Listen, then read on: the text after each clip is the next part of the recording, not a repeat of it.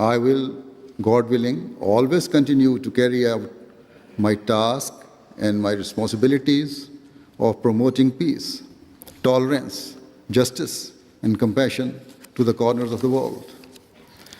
I will continue to tell all people that in order to be relieved of the pain and suffering that we face today, we must adopt true justice and equality. Ever since man walked on the face of the earth, there have been over 15,000 major wars that have killed close to 4 billion people. Though impossible to calculate accurately, it is estimated that since the beginning of our recorded history, the world has known only about 300 years of peace. Each leader in the world desires to find a lasting solution to the issue that has plagued our beautiful planet centuries over centuries. There have been many movements, conferences, organizations and NGOs all over the world that promote the idea of world peace, but peace on earth has continued to be just an aspiration. Khalifa Ahmadiyya is the heavenly institution that was prophesied by the peace-loving Prophet Muhammad sallallahu alaihi wasallam. History has shown that whenever the world suffers disorder and injustice, a spiritually guided man stands up and advises the world on how to achieve peace through the heavenly teachings of Islam. Through Ahmad was elected as the 5th successor of the promised Messiah alayhi salam, he began his efforts to work for world peace.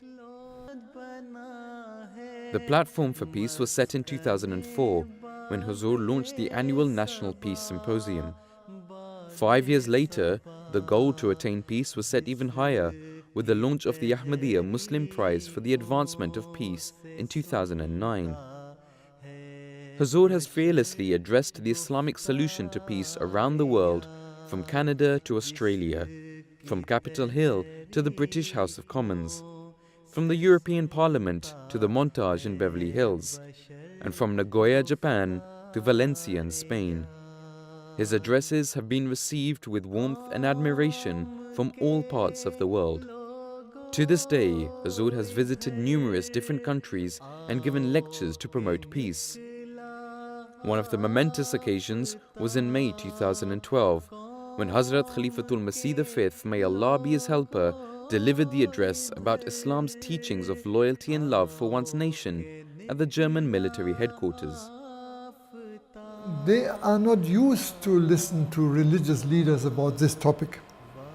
So, this was clearly shown that, this difficult task and topics which Huzur addressed over there, how a German Muslim serving in the army should behave when the German army is fighting against a Muslim country, for example. Very difficult questions, but very openly Huzur cleared this matter, and people were in a way fascinated. We observe that the world has become a global village. Mankind has become very closely knit together. The people of all nations, religions, and cultures are found in all countries. And so this requires that the leaders of every nation should consider and respect the feelings and sentiments of all people.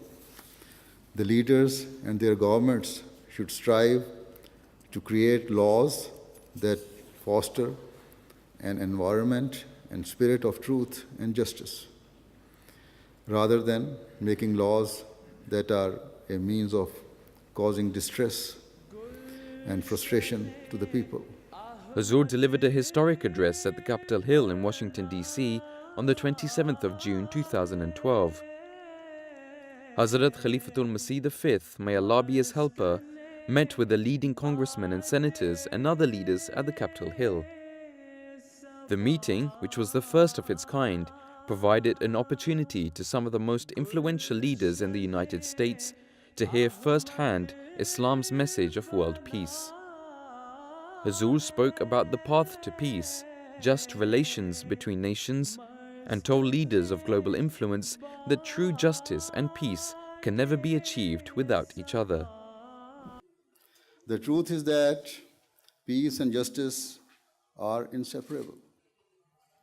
You cannot have one without the other.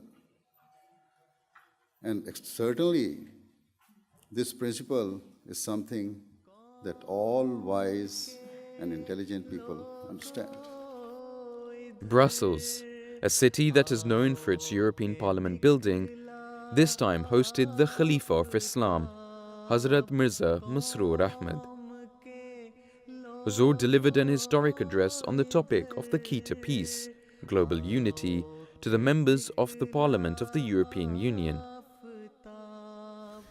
Another key principle Islam teaches is that in an effort to develop peace, it is necessary for all parties to never display any form of pride or arrogance.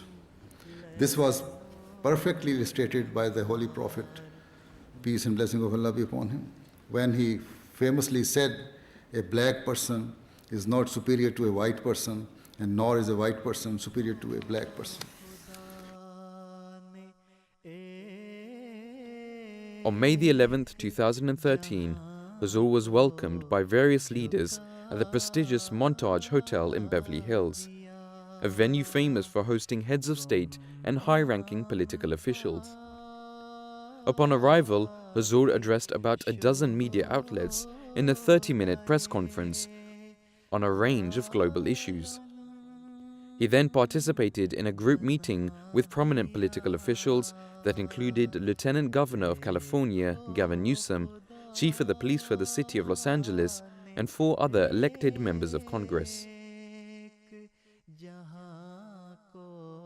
Today, when we, the Ahmadiyya Muslim Jamaat, raise the slogan of love for all and hatred for none as a means to establish global peace, we do so directly in fulfillment of the teachings of the Holy Quran and the practice of the Holy Prophet, peace and blessing of Allah be upon him.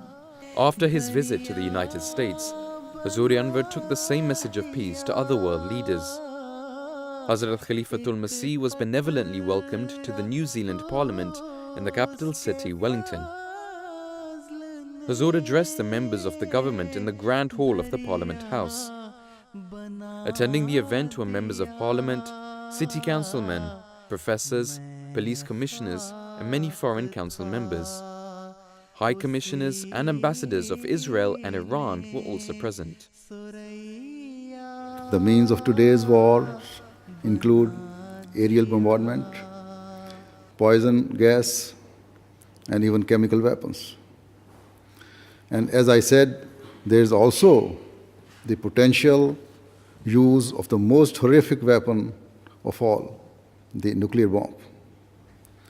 Consequently, the wars of today are entirely different to those of the past. Because today wars could potentially wipe mankind from the face of the earth. I think that it was a very important message, and I think that it is a message that can be welcomed and accepted by everyone. We're talking about peace, and who can oppose peace? And I think that the message that he had spoken, the perspective that he has given is extremely important. That promoting religious freedom is an essential building block for peace and stability here and throughout the world. In this we are allied with His Holiness, a courageous champion of religious freedom and of peace. The huge respect we all have, for your work day by day in making a reality of peace and brotherhood across the communities in this country and across the world. Let us make this resolution to promote the message of peace and brotherhood, which is your message to mankind, that people of different religions should not quarrel and fight with each other, but should accept and tolerate and live together in that spirit of brotherhood and peace, which is the essence of your religion. Love for all, hatred for none.